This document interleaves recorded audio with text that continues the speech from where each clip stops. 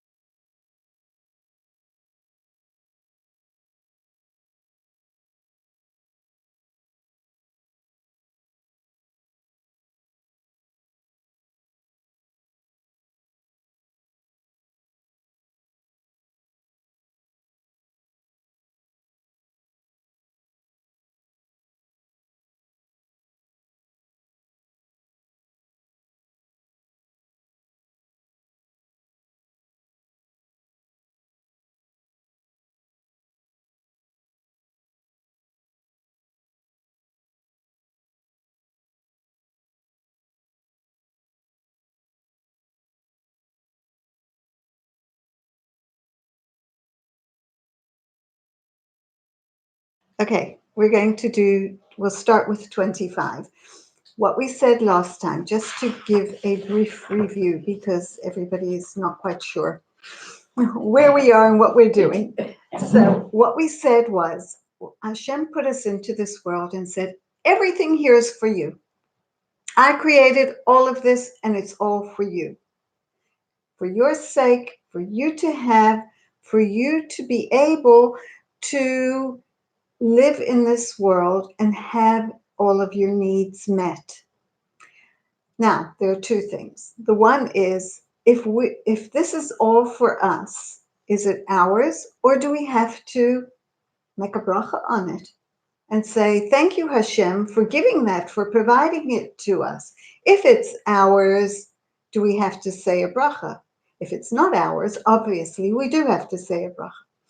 What Hashem has done in this world for us is, I'm giving it to you so that you can put yourself in the situation where you will be able to do what I expect of you. Now, none of us knows exactly what Hashem expects of us.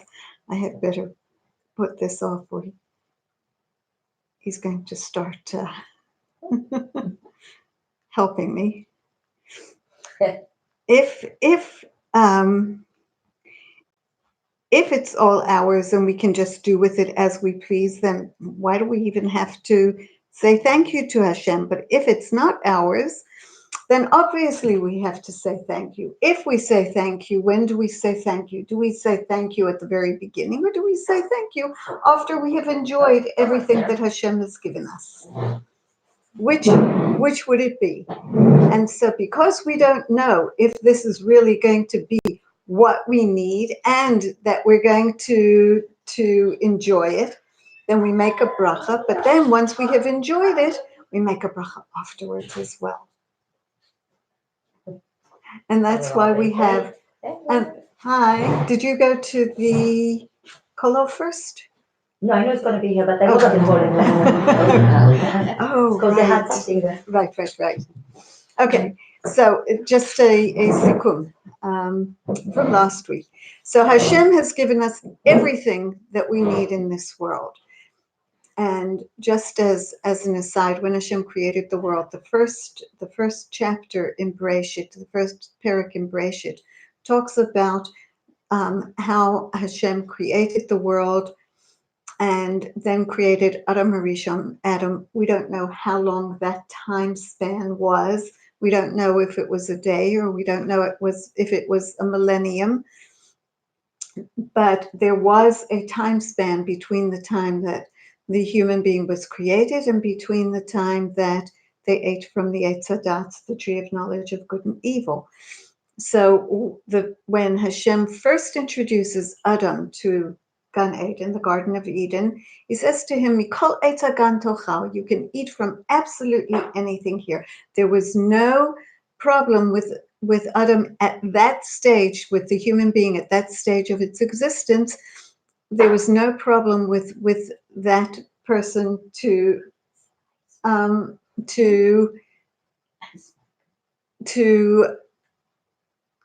hold back from eating from the Eitz Hadat. What does Hashem say? Mikol Eitz Hagan, from every tree in the garden. What do we say every Shabbos? Eitz Chaim Hi, L'machazikim ba. What's Eitz Chaim Hi? The Torah. Hashem put the Torah into the human being from the outset. So the human being had that gift that Hashem gave to him. Therefore, when we say, should he have made a bracha? Should he not have made a bracha? What is the sequence of brachot? So there's the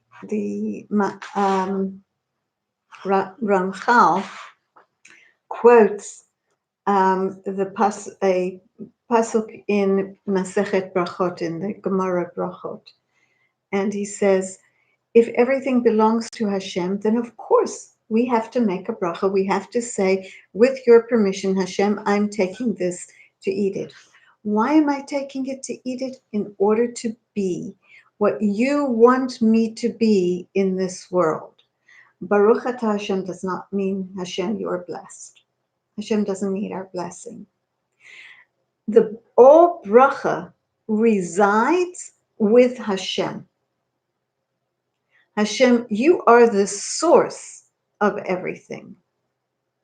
And you have made the tree, the fruit grow on the tree, the wheat come from the ground, the whatever it is.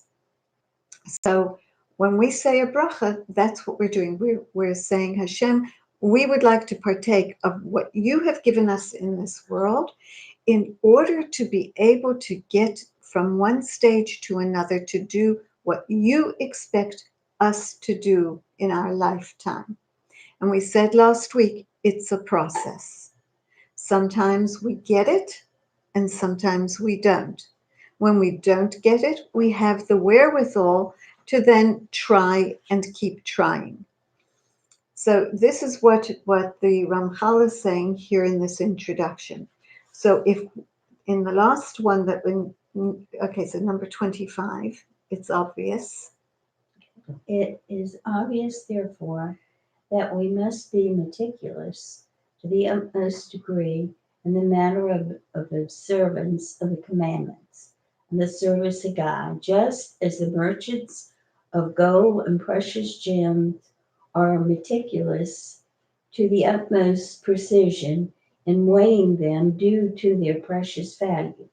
For the fruits of the commandments are the true perfection and the eternal preciousness.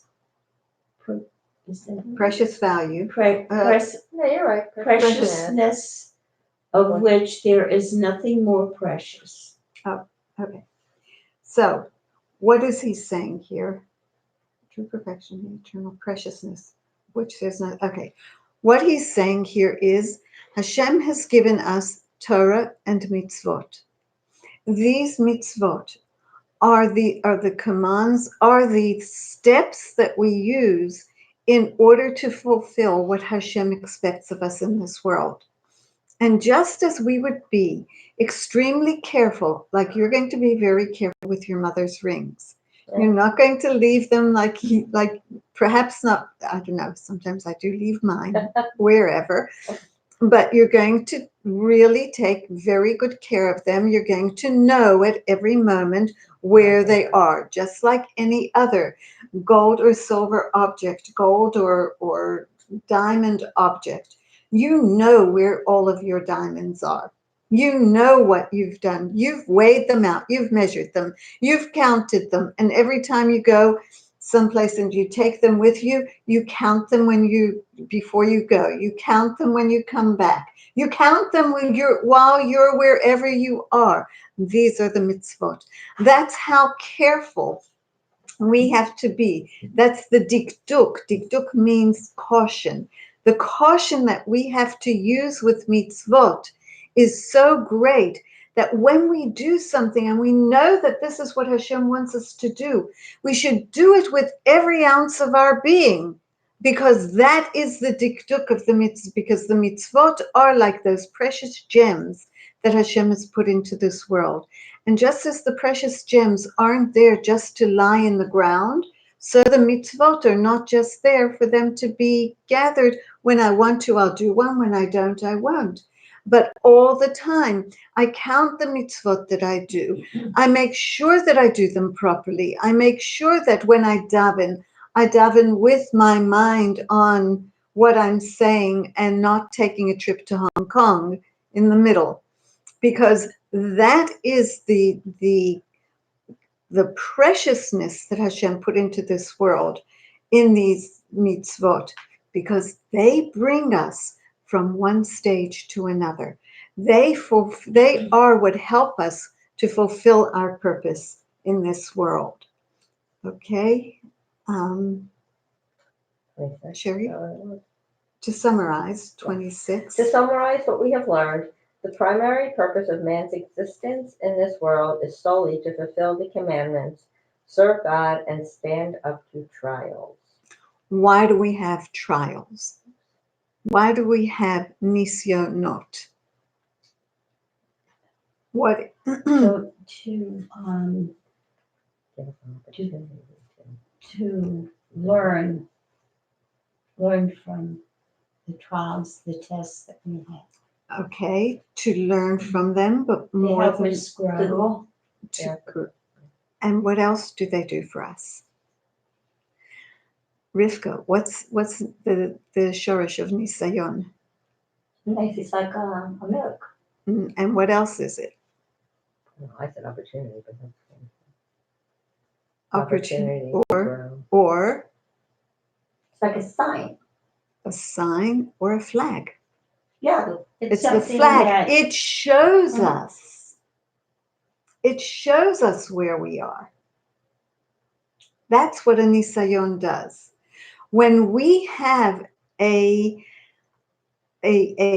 particularly trying day, Sherry.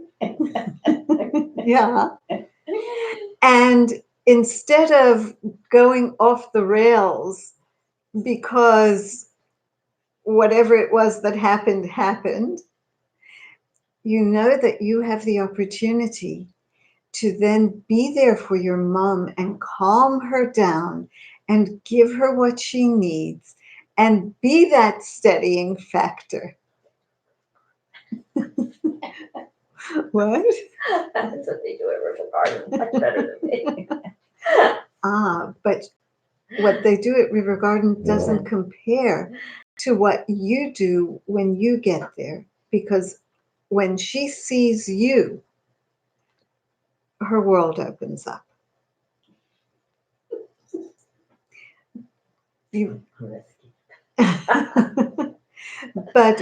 the nisayon, the trial, as it were, or the sign that we have, or the flag that we put down to and say, yes, this is where I was yesterday. I'm going to see if I can do better today. Mhm. Okay, So that's like the growing.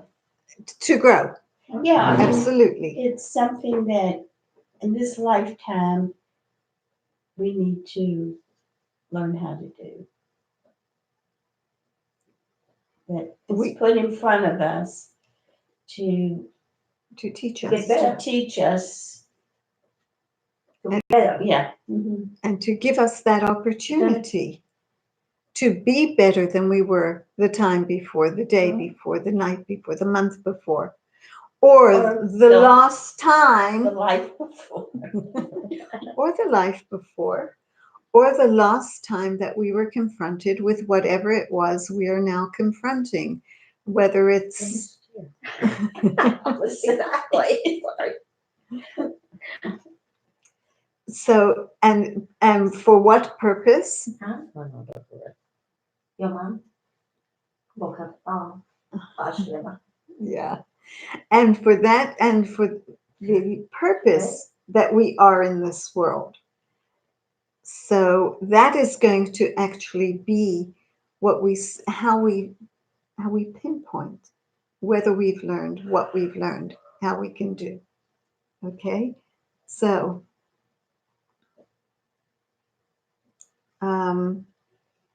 number 27. The pleasures of this world should only be used for aiding and assisting him so that he will have tranquility and peace of mind in order to free his heart for this service incumbent upon him. Okay. In other words, so how should the human being react? That's what he's talking about when it says the he. The pleasures that we have in this world are only for us to use to deepen our emunah, our trustfulness, and our faithful loyalty to Hashem. We aren't given these luxuries to luxuriate. We're given these luxuries to, to learn from them and to use them in order to enhance the mitzvot that we do. So whether it's that we have a beautiful home that we open up to people all the time so that we can feed them on Shabbos and on Yontif, and we make them wonderful meals, and we sing the Zmirot, and we have Divrei Torah, or whether it's that we don't have such a luxurious house, but Hashem gave us the ability to be a very inventive cook who who is able to put these sumptuous meals together and we give them to someone who's in need, someone who is ill, someone who's in hospital, someone who's had a baby, someone to whomever. So everything that we're given, and if it makes our lives easier, it's not so that we sit back and relax and say, well, I'm just going to live the life of Riley. It's going to say, how do I use this? How do I use it for the next step that I need to take? How do I use it to become the person that Hashem wants me to become?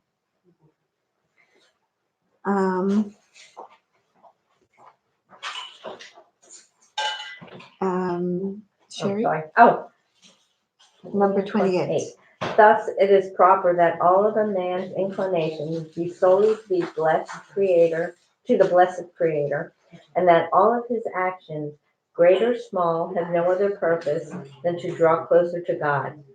Blessed be he, and to break down all the barriers separating him from his master, which are all the matters of physicality and the things dependent on them, until he is drawn towards the blessed God like iron is drawn to a magnet.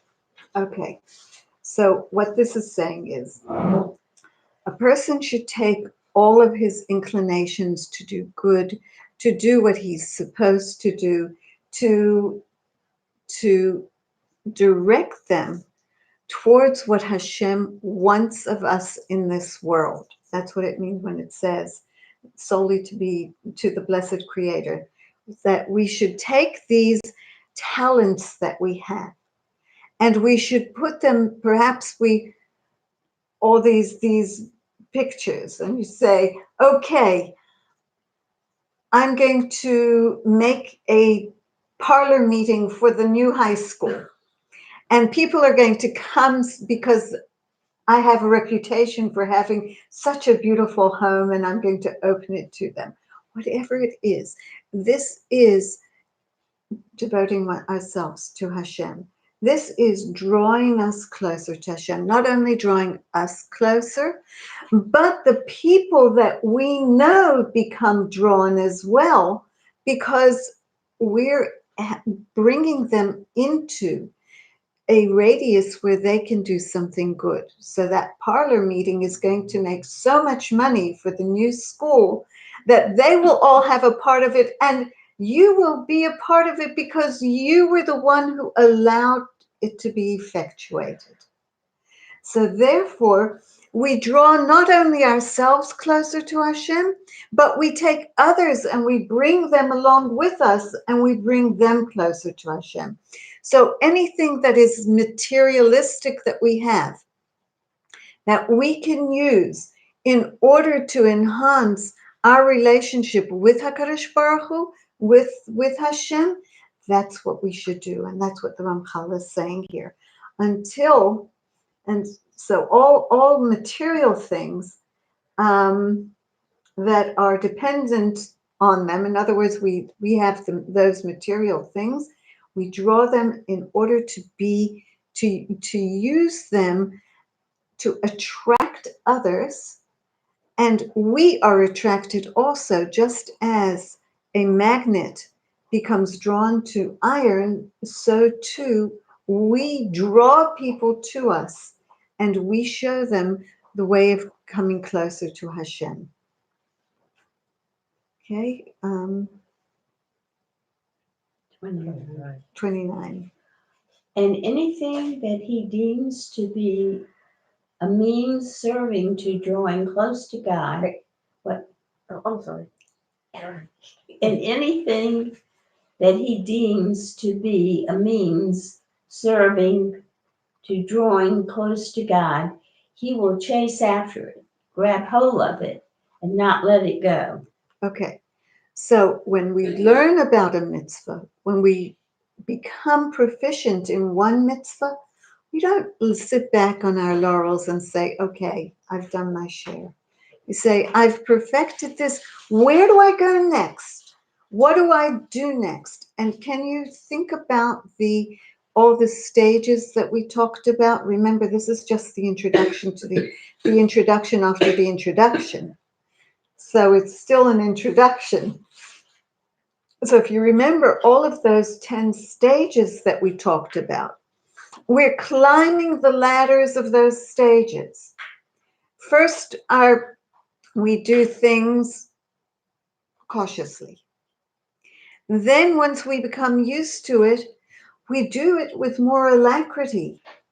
We become proficient and therefore we can do it more quickly and we can do more. So here he's talking, this is what he's talking about in this paragraph.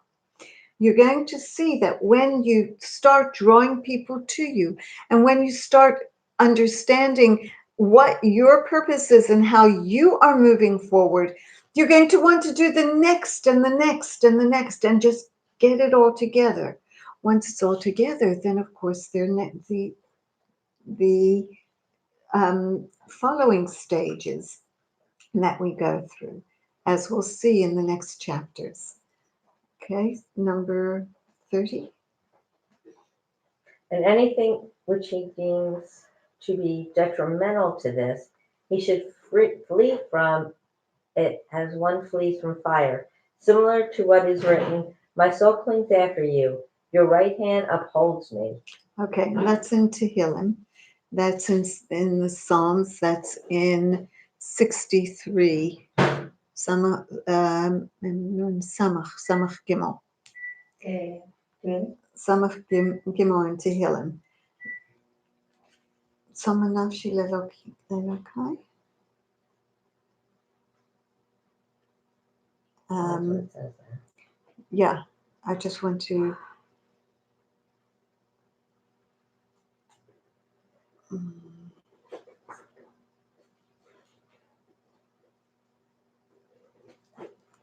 Give me a second. 63, and it's number 9. Davka nafshi acharecha. My heart, my being clings to you, Hashem.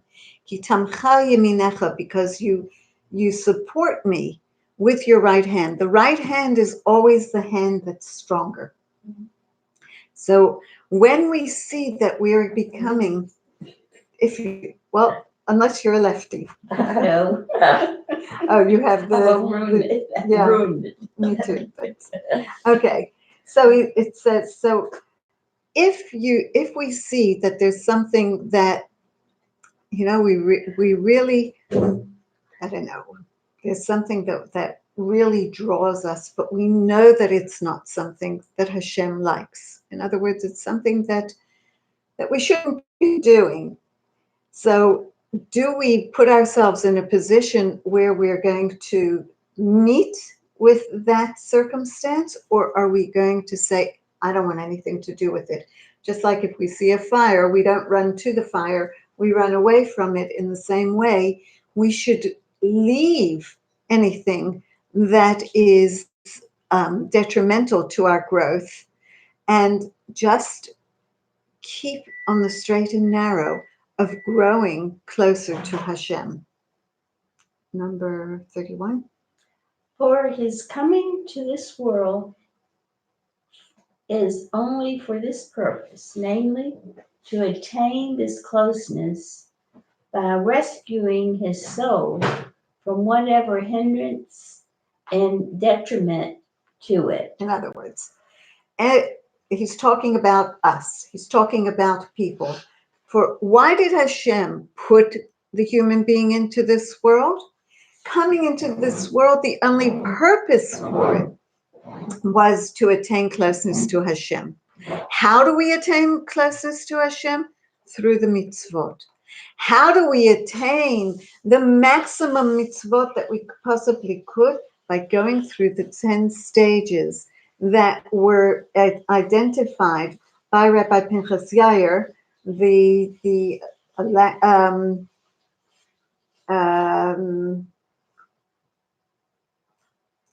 the 10 that the watchfulness, the alacrity that we have for doing mitzvot, bringing us to a level of cleanliness, of being clean of averot, of wrongdoing, and clear and open to that which Hashem wants. The two words that we always use are tum'ah and tahara. I really don't like the word impurity, because it really doesn't mean very much.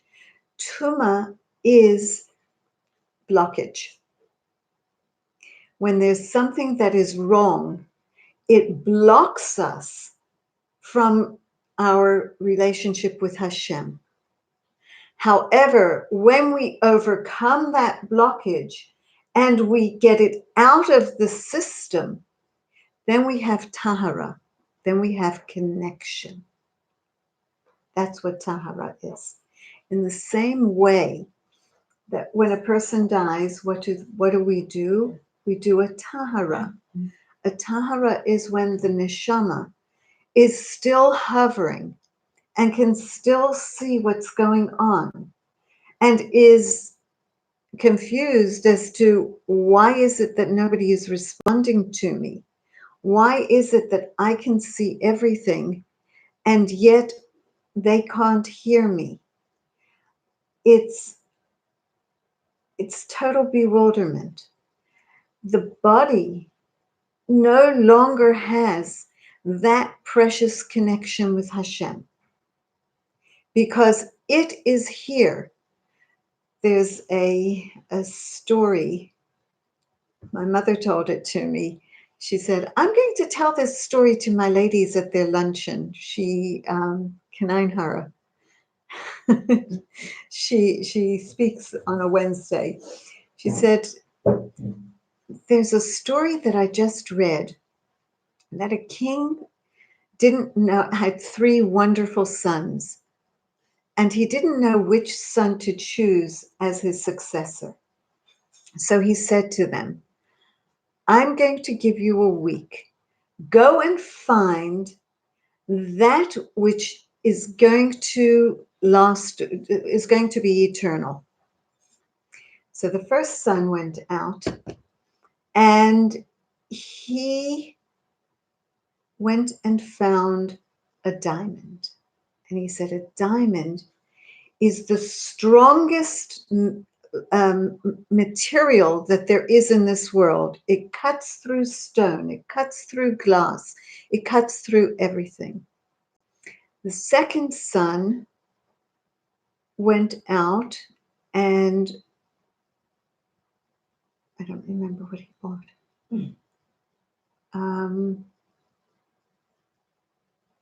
Oh gosh. He bought a fleet. And he says, this will take us. I don't remember what the second son brought. And the third son brought dust. Each one had to explain why he brought what he brought. So the son who brought the diamond said, this is going to last forever. And so one of the courtiers came with a huge hammer and knocked the diamond and split it, and it smashed into smithereens. The next son, I cannot remember what he brought. I had the story in my head and now it's gone, but I'll let you know. And whatever it was that he brought, they said, you know, a foreign nation comes and they conquer you, you're gone. The third son said, I brought dust. No matter what you do, there's always dust. There's always dirt. Definitely. And just like the human body was made out of dust, it goes back to the dust. It's afar min ha'adama. It's the dust of the earth.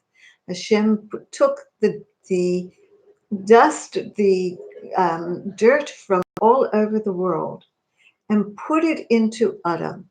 Says Rashi, the reason he went all over the world was so that the human being will be comfortable anywhere on this planet.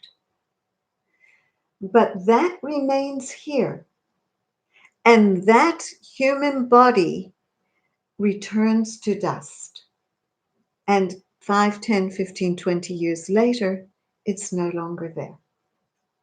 The neshama reconnects with Hashem in the same way that it did before. And I think I don't know if we gave this mashal last week. There's a beautiful example that is given that a pair of twins was in utero, and the two of them argued all the time. The one was always pessimistic, and the other was always optimistic. No matter what happened, they each stuck to their guns, but they were very, very close. One day, the pessimistic son said to fetus said to the optimistic one, "I wonder what's going to happen when we leave here. I wonder what there is out there. If only I could have a little peek." And the optimistic son said, "Whatever it is, we weren't put here in order to just languish and then die. Whatever we come to is going to be beautiful." All of a sudden, there was a terrible ruction, and the waters that they were in just started to churn, and there was a huge heave, and out went the optimistic son. And the pessimistic one said, I told him this wouldn't last forever. I told him that, and he didn't believe me. And now look what happened. He's gone. He's probably dead." And then he heard a scream. And he said, "You see, I told you. He's screaming. It means he's dead." Of course, he was screaming, and the parents were screaming with joy at the little baby. And then all of a sudden, the ruction started again. And out went the pessimistic one into the world, a world of light, a world of love, a world where he's going to be cosseted for the rest of his life. That's us. We come into this world. We don't want to come into the body. The soul says, "Hashem, please don't do this to me. I don't want to go into something that is going to disintegrate over time. I am an eternal being. I want to remain eternal. Keep me out of there." And Hashem said, "No, you need to go in." In the same way, people who have had a near-death experience say that they see a light, the likes of which there is no other.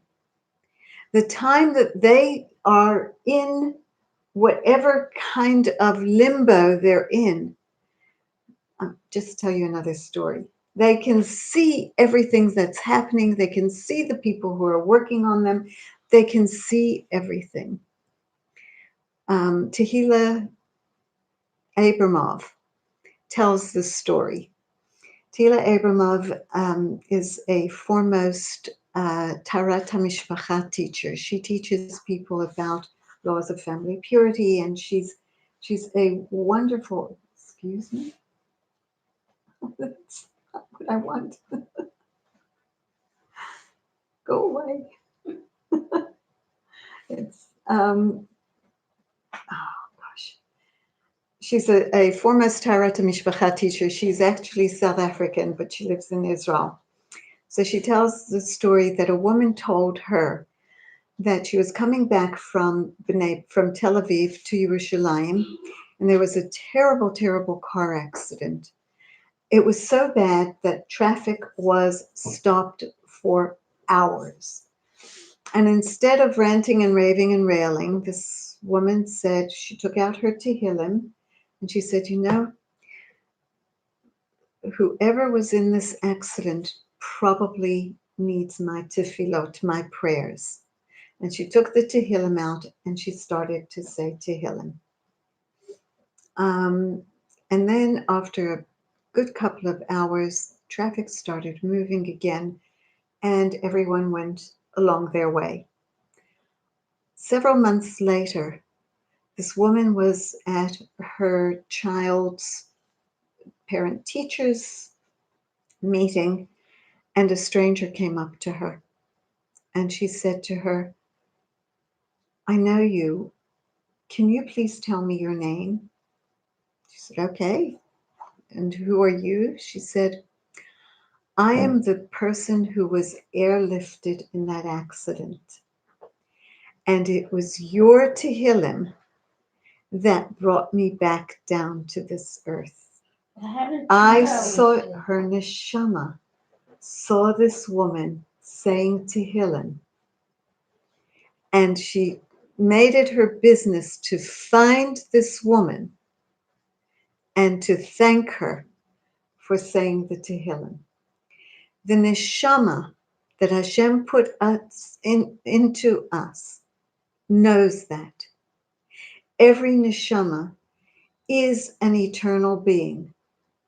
When it leaves the body, of course, we have certain sukkim. One woman said she told her mother, if you're asked what your midah is, your midah is responsibility. You are always taking responsibility. That's your thing. The neshama is bewildered. But that neshama that also is hovering between this world and the next, this is the near-death experience, knows what's going on, and when it comes back, it has an inkling of what the next world is going to be like. Just one more story, which Cheryl Fish told a little while ago. She said one day her son came over to her and said, Mom, I'm not afraid of dying. And she said, what are you talking about? He said, you remember when I fell down those iron steps in Zadie's house?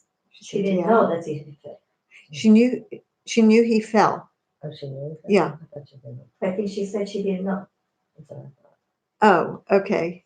It's the same. Either way. All right. The ending would be. He said, when I fell down those steps, my neshama saw what was happening. They were working on me and they were working hard. And then all of a sudden, I saw this very bright light and I wanted to go to it. And I was told, it's not your time yet. So the neshama, there is a neshama, there's an afterlife with the neshama. That's the world we're looking for. And this is what the Ramchal is saying here. That's the world we're looking for. That's the world that we're doing everything that we can now so that we can go into that world. And therefore, if there's something that's detrimental to our getting to that light, run away from it like you run away from the thing that you fear most in life, because that will spoil your chances. Instead, enhance those opportunities that you have to do mitzvot in this world, because they are the gold, silver, and diamonds that you're going to need for the next life. That's what he's saying here. And so we're on number 32. There was another story about a rabbi that he was killed by an Arab like few years ago, something like that. So he was involved in very bad accident, and he was like almost dead. Nobody was thinking that he would be alive, and so he recovered from that bad accident. So what was the story? So we said, okay, he went up to heaven, and he was like begging them and said, okay, I just had a baby who's born, and please let me at least give it like 12 more years, at least to be with the baby until 12 weeks or something like that. And the time when he got 12, the baby, that's when he was killed in terror attack. Wow. So he knew He that it's going to happen, and he told to his family, and they were scared that it's going to happen, but they were like, okay, it's not going to happen, but he knew that it's going to happen because that's the time that they gave him to. Mm. Wow. So this is what we're looking for. This is what we're looking forward to do. Okay, I'll tell you one more story. If you want. Yeah. There was a woman in Toronto who was a Balat Tshuva, and she and her husband became Balei Tshuva. They were South Africans who left South Africa and lived in Calgary. And her stepsister came to live with them. And I was very, very friendly with her stepsister. Well, these two women are Lihibado Mechaim L'chaim, because the one sister had an aneurysm and she was hanging in the balance. It was Pesach, and her brother-in-law found her on the floor of her in her house and took her to the hospital, and she was hanging in the balance.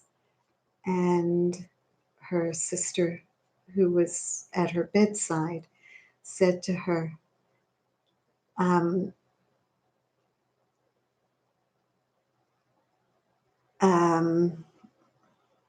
Moira and Maddie. Maddie is the one who was Nifter. Maddie was a most wonderful woman. She decided late in life, when she moved to Toronto, that she was going to become a doula for birthing.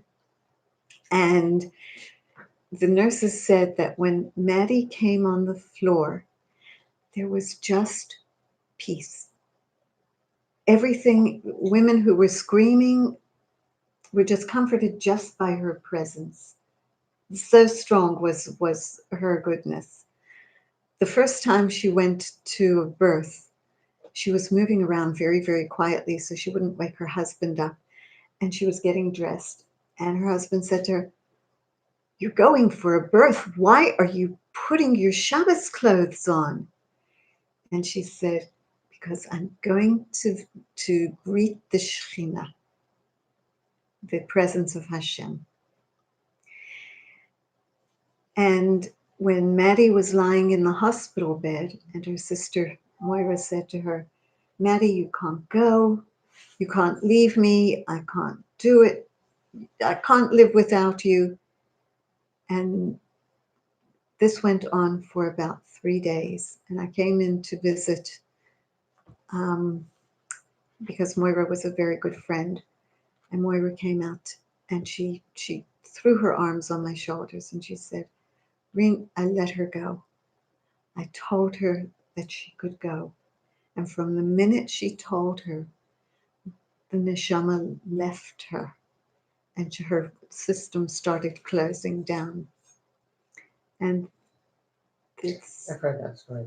Not that particular story, Yeah. but I've heard that. Yes. I mean, Yes. happened, like, So we know that the neshama is real. We know that there's an afterlife. We know that our preparations are here. We know that when we have that afterlife, we spoke last week about that special, special light that Hashem created, and He put away only for the tzaddikim, only for the righteous people. We're going towards that light. That's what we're doing in this world. How do we do it? We do it through the steps that Rabbi Pinchas Ben Yair showed us how to do, and that the Ramchal is going to tell us to do as well. So let's go to number 33.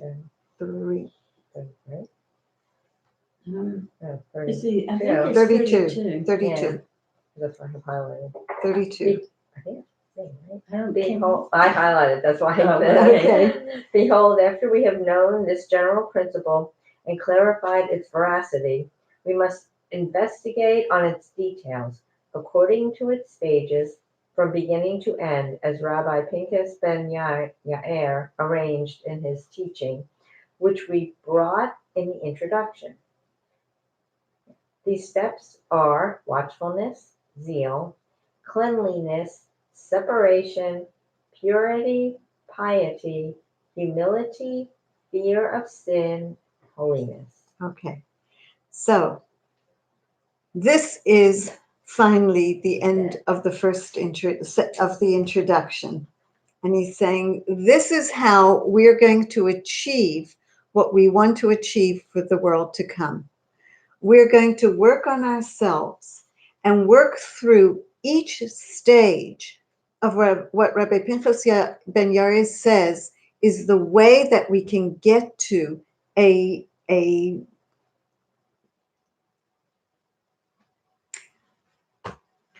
elevation, a spiritual elevation that we could even have, if we get to the top, we can even be the kind of people who resurrect the dead.